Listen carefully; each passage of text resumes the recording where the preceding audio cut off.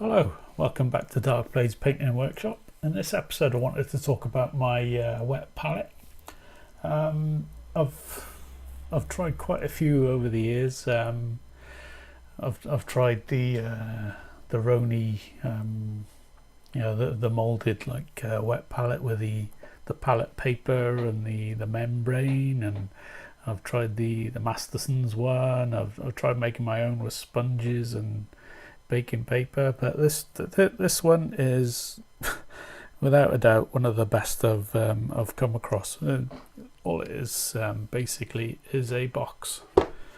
I'm going to be using kitchen paper and a bit of baking parchment, and I'll show you how I go about building it, and then towards the end I'll show you how to actually make the most of the wet palette as well. So okay, to start off then, I got this box from Hobbycraft, I think.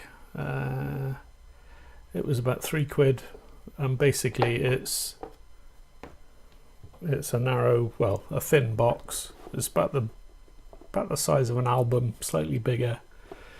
It's about 13 inches, and it's clear plastic, as you can see. I think it was labelled as a hobby box, but this is what I use. So what you're going to be needing to make your wet palette, I apologise for the tractors going past, they're doing a silage because the sun's out. This is what I use, just bog standard kitchen roll, and I found this stuff online. Whether you've got a Lakeland near you or not, I don't know, but they do orders online as well. You can just go on the website and search for baking parchment roll. I don't know if you can see that. Yeah, there you go. There's a diameter there, 30 centimeters by 25 meters. Non-stick. Just get yourself one of them. I've had this one now since just before Christmas, and I've still got shed loads left. As long as you keep it away from your missus and she doesn't use it, you'll be happy. It'll last you ages. So what we do, you get your kitchen roll. I'll take about 3 sheets there. Luckily enough, this fits in it quite nicely. Just fold it over, slap it in there, and we'll do another layer down here. I usually go for about 3 layers deep.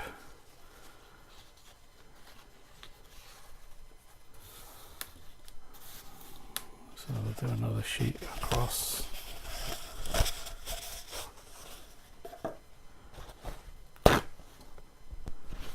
So basically, you get the idea that you put the kitchen towel in first, give it a good soak in. Got some water here, just throw it on. Make sure it's absorbed all the way across the palette. And then I'll move on to the parchment.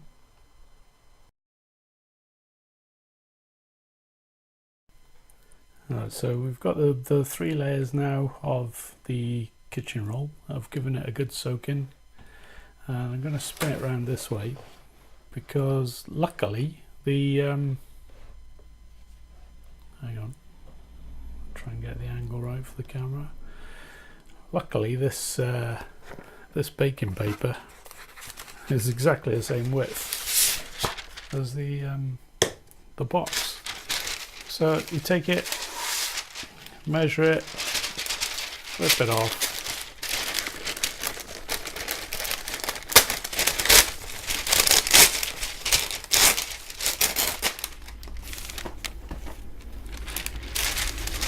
yet another tractor.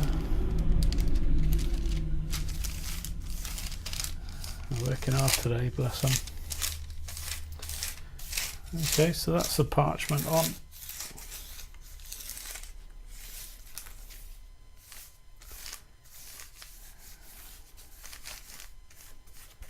You can do this as long as your fingers aren't greasy. I've just recently washed them, so I know that there's no real issue with getting rubbish on there. Okay, so there you are, ready to go. You can still feel, the paper is slightly moist there because I absolutely soaked the kitchen paper. What you'll have to do, if I've got hot weather here today, what I might need to do later on tonight is throw a bit more water on and then put the paper back across.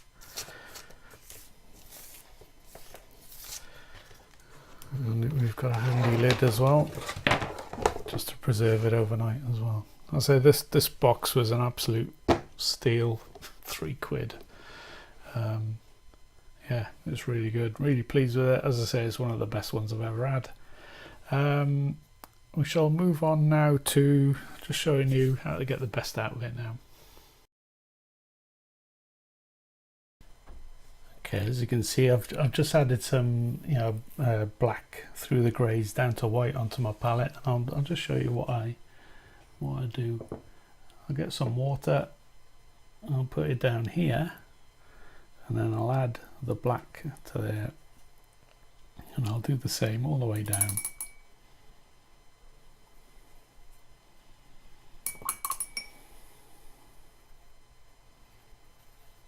So you've got a nice runny consistency. You do your painting then.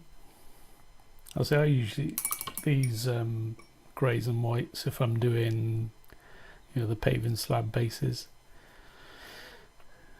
and when you run out, you can always take it from the undiluted paint and add it to the diluted and mix it again, ready to go, rather than taking your water and adding it to the paint directly. If you add too much water, you're gonna have to play about with it till you get back to the right consistency again. The other thing you can do is, if I spread these out a bit,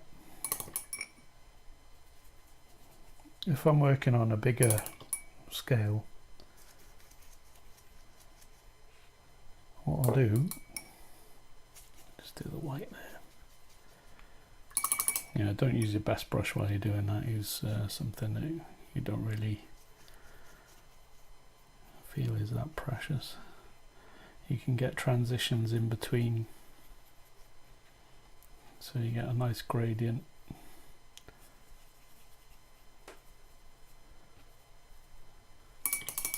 All the way down, and you can pick your colours from each of the sections there. You can get nice transitions working that way. Yeah, so that's basically what I do. The paint will stay, as long as you keep the tissue underneath nice and wet. There's no reason why it won't last you a whole week doing it this way. So that's the other benefit of doing the drops of paint there undiluted, is that will stay usable for about a week, and you can just take it to here, add the water, and then off you go. What else is there to think about? No, that's about it really. Yeah, so that's how we go about using a wet palette. The good thing about it is when this is full, you can just rip the top part off, put a new sheet in, and you're away to go again. As long as you put a bit more water on the tissue underneath. It's you can use the tissue for, well, about 2-3 weeks, unless you actually get some paint that goes off the side and down into the paper towel. It might spoil that a bit, but it's only paper towel, you can change that. So there you go. Hope you liked it, hope you find it useful. Get involved with your comments in the comments. It'll be good to hear from you. If there's anything you'd like to see as well in future videos, give me a shout, and I'll see what I can do. So yeah, thanks for watching. I'll see you in the next one.